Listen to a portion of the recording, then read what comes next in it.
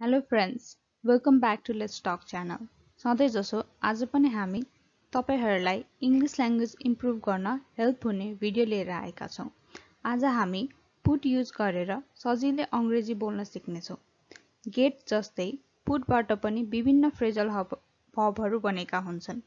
यदि तपाईहरुले गेटको भिडियो हेर्नु भएको छैन भने तल लेट्स टक लेखेको च्यानल नेममा क्लिक गरेर भिडियोहरु हेर्न सक्नुहुनेछ। अब सुरु गरौँ है त। The first word for today is put off, which means to postpone. For example, यदि हामीलाई जुन काम तिमी आज गर्न सक्छौ त्यो भोलिको लागि भनेर नसाच भन्नु पर्यो भने we can say don't put off what you can do today till tomorrow. Don't put off what you can do today till tomorrow. Don't put off what you can do today till tomorrow. The second word is put up with, which means to tolerate. यदि हामीलाई मलाई traffic jam मन पर्दैन तर पनि मैले यो सहनु पर्छ भनेर भन्नु पर्यो भने we can say I hate traffic but I have to put up with it. I hate traffic but I have to put up with it. I hate traffic but I have to put up with it. The next word is put down, which can be used in two different senses. The first is to insult and next is painless killing of the animal. For example, यदि हामीलाई उसको हाकिमले उसलाई सधैँ जसो बेइज्जत गर्ने गर्छ भन्नु पर्यो भने we can say his boss always puts him down. His boss always puts him down. His boss always puts him down. त्यस्तै यदि हामीलाई बिरामी भएकोले हामीले हाम्रो कुकुरलाई मार्नु पर्यो भन्नु पर्यो भने we can say we had to put down our dog because he was sick. We had to put down our dog because he was sick. We had to put down our dog because he was sick. The next word put on also has two meanings. The first is to get fat and the next is to wear something. यदि हामीलाई तिम्रो jacket लगाऊ भनेर कसैलाई भन्नु पर्यो भने we can say put on your jacket. Put on your jacket. Put on your jacket.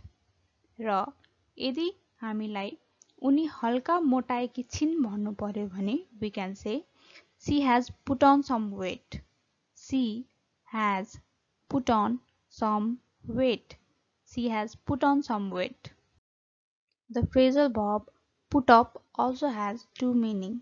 The first is to increase the price of something and the next is to accommodate. For example, सरकारले ग्यासको भाउ फेरि बढाएको छ भन्नु पर्यो भने we can say the government has put up the gas prices again. The government has put up the gas prices again. The government has put up the gas prices again. त्यस्तै के तिमी मलाई राति बास दिन सक्छौ भनेर कसैलाई सोध्नु पर्यो भने we can say could you put me off for a night? Could you put me up for a night? Could you put me off for a night? भन्न सक्छौ। The next phrasal verb put back means to return to the original position. For example, यदि हामीलाई के तिमी दूध फ्रिजमा फिर्ता राख्न सक्छौ भनेर भन्नु पर्यो भने we can say could you put the milk back in the fridge? Could you put the milk back in the fridge? Could you put the milk back in the fridge? The next phrasal verb put away means to put something in its place after use. For example, पढिसकेपछि आफ्नो किताबहरू मिलाएर ठाउँमा राख भन्नको लागि we can say put away your books after study. Put away your books after study. Put away your books after study. The next phrasal verb put out means to stop from burning. For example, क्रिडले उसको चुरोट निभायो र सुत्न गयो भन्नको लागि we can say Creed put out his cigarette and went to sleep. Creed put out his cigarette and went to sleep. Creed put out his cigarette and went to sleep. यदि हजुरहरूलाई हाम्रो भिडियोहरू मन परिराखेको छ भने लाइक, शेयर र subscribe गरिदिनु होला र बेल आइकन क्लिक गर्न नबिर्सनु होला। Thank you.